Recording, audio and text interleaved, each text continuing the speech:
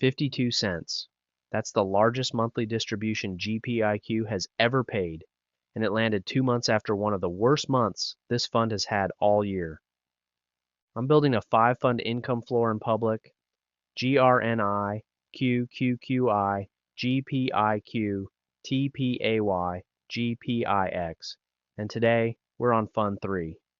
By the end of this video, you'll understand exactly why GPIQ just paid its biggest distribution ever, what that has to do with a number that dropped to its lowest point of the year just 1 month earlier, and why both of those facts are connected. GPIQ is the Goldman Sachs NASDAQ 100 Premium Income ETF. It holds a portfolio that tracks the NASDAQ 100, then sells call options on top of that exposure to generate monthly income. Expense ratio, 0.29%, the lowest of any fund in the income floor. Current price around $58. Published yield, 9.53%. Here's the mechanic that makes GPIQ different from a fixed strategy fund. Goldman's prospectus describes what's called a dynamic options overwrite strategy.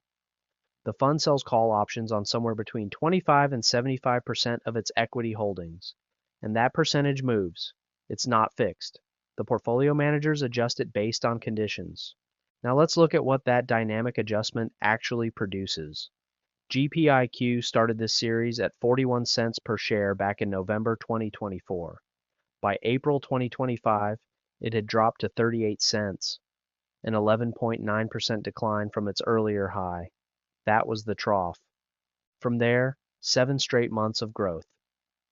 May through November 2025, the distribution climbed from 38 cents to 47 cents, a 22% increase. Then it plateaued through the end of the year and into early 2026, holding in the mid 46-cent range. Then April 2026 hit. The distribution dropped to 43 cents, the lowest print since the original trough a year earlier. If you were only watching the dollar amount, this looked like the setback, a step backward after a strong recovery year. But there's a second number that moved, and it moved first. Every month, Goldman files a notice telling you what percentage of that distribution is classified as return of capital for tax purposes versus ordinary income. The month before the dollar trough, in March 2026, the ROC percentage had already dropped, all the way down to 71.7%, the lowest reading of the entire year. The tax efficiency dip led the dollar dip by 1 month. Let me show you the full trail. January 2026, 96.4% ROC. February, 91%. March, 71.7%. The low point. April, the same month the distribution itself hit its lowest dollar amount.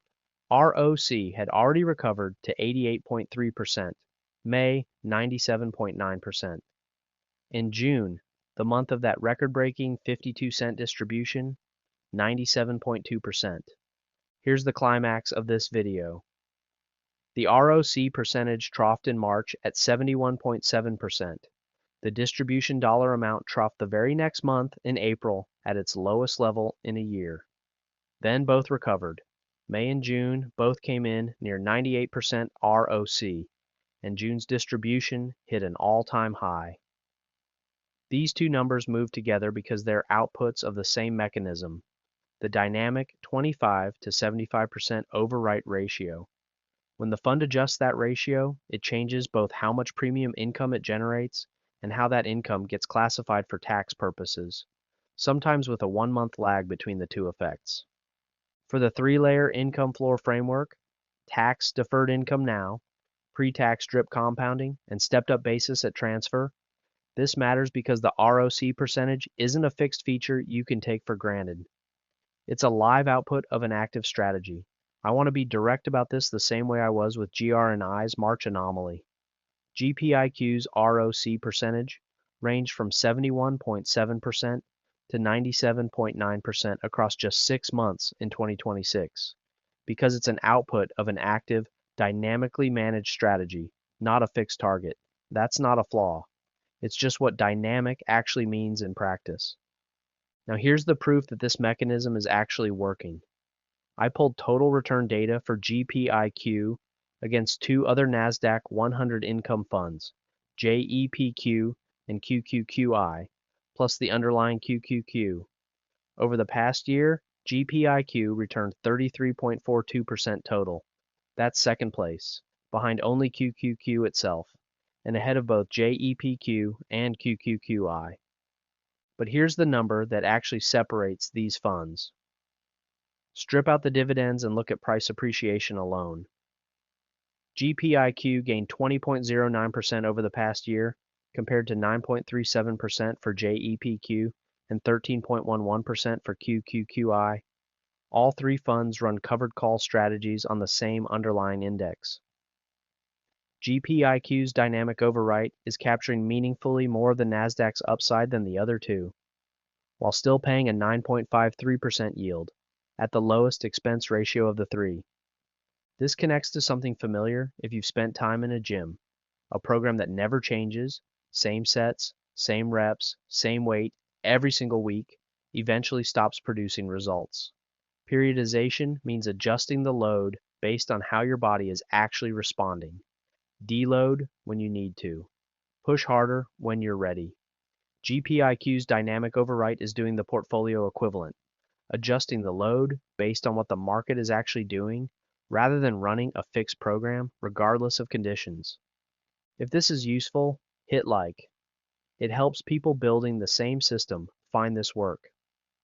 GPIQ is fund 3 of 5 in the income floor. TPAY is next in the sequence once it clears its AUM threshold, but fund 4 in the lineup, GPIX, is GPIQ's sibling fund. Same dynamic overwrite mechanism, S&P 500 exposure instead of NASDAQ. Subscribe if you want that deep dive when it's ready. And drop a comment. Did the March ROC dip surprise you? Or have you seen this kind of variability before in funds you're tracking? I want to know how many of you are watching these 19A notices month to month.